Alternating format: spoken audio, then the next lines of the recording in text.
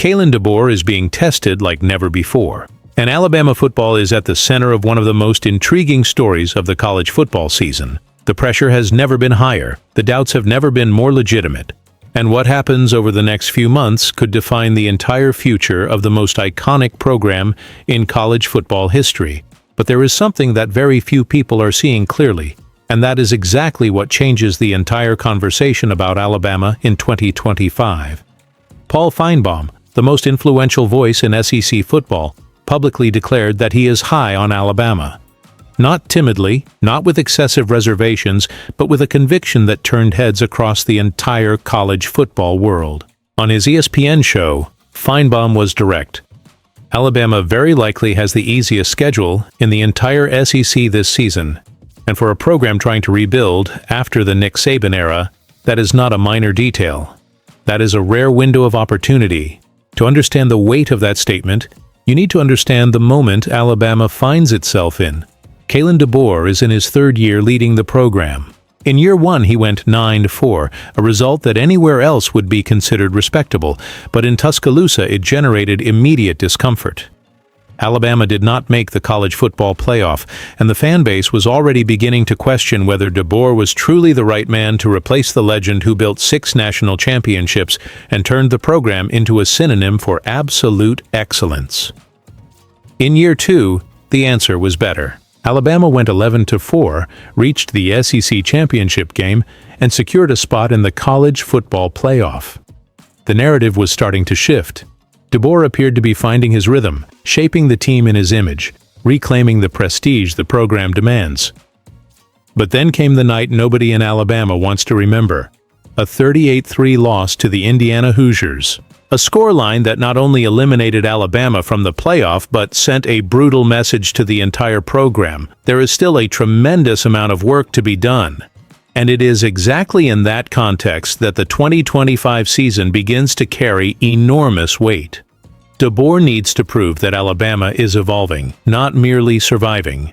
The fan base demands a legitimate national title contender, not just a team that reaches the playoff only to be eliminated in humiliating fashion. And the question every Crimson Tide fan is asking right now is as simple as it is devastating. Does DeBoer have what it takes to bring Alabama back to the top?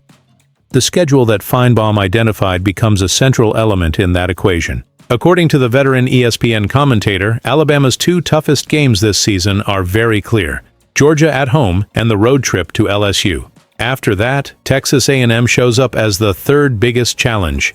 Beyond those 3 games, Finebaum sees no real threats on the Crimson Tide's schedule. That means Alabama has a relatively open path to stack wins, rebuild confidence, and arrive at the final stretch of the season with enough momentum to make real noise in the playoff. But if the schedule is the good news, the quarterback position is where the story starts to get complicated. Very complicated. This will be the 3rd consecutive season under DeBoer at Alabama with a different starting quarterback. In year 1, Jalen Milroe was the one leading the offense. In year 2, Ty Simpson took over the role. And now, in 2025, Alabama will have either Austin Mack or Keelan Russell as its options. 2 names with extremely limited experience at the highest level of college football. Austin Mack is a redshirt junior who followed DeBoer from Washington to Tuscaloosa.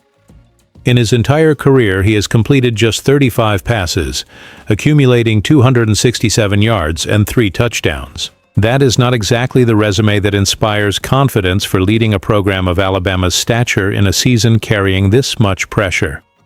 Keelan Russell, on the other hand, was a 5-star recruit in the 2025 class, considered one of the most promising young talents in recent recruiting cycles. But recruiting talent and on-field production are 2 completely different things. Russell has thrown just 15 passes in his entire college career, totaling 143 yards and 2 touchdowns. That means Alabama will enter the season with a quarterback who lacks significant experience in high-stakes situations, regardless of who is named the starter. And that reality becomes even more concerning when combined with another problem that has dominated off-season conversations: the offensive line.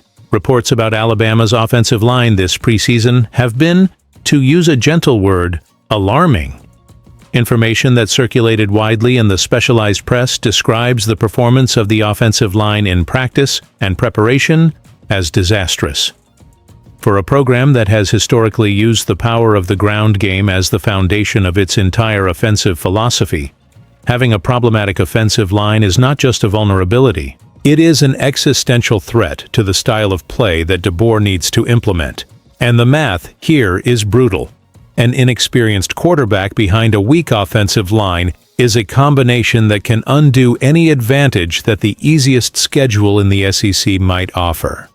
You can have the most manageable opponents in the conference on your schedule and still struggle if your offense cannot function consistently. Alabama needs its offensive line to improve rapidly, needs the running game to reclaim the central role it has always held, and needs whichever quarterback is chosen to show maturity that goes beyond what his experience suggests. There is also the matter of Tennessee. Finebaum was honest in not dismissing the Volunteers as an easy opponent, and for good reason.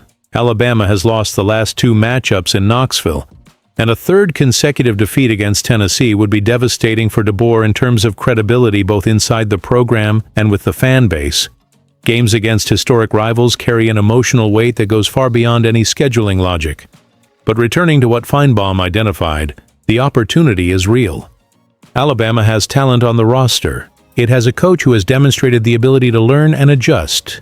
It has Georgia and Texas A&M at home, which is a considerable advantage.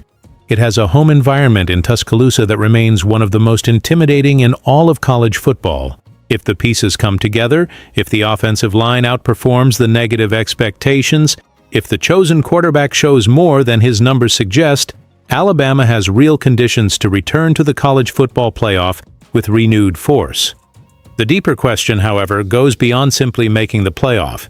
What 2025 will reveal is whether DeBoer is genuinely building something sustainable in Tuscaloosa, or whether Alabama is living off accumulated momentum and inherited recruiting talent.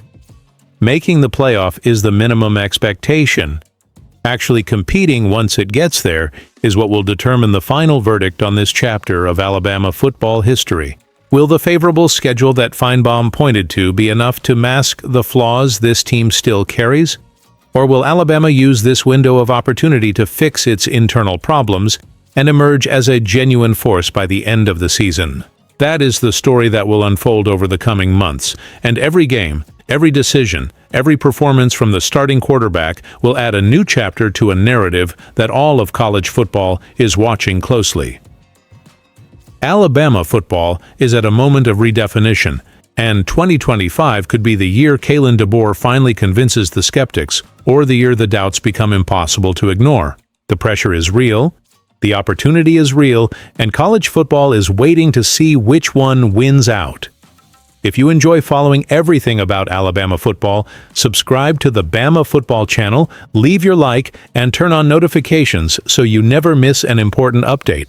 And now we want to hear from you. Leave your comment below.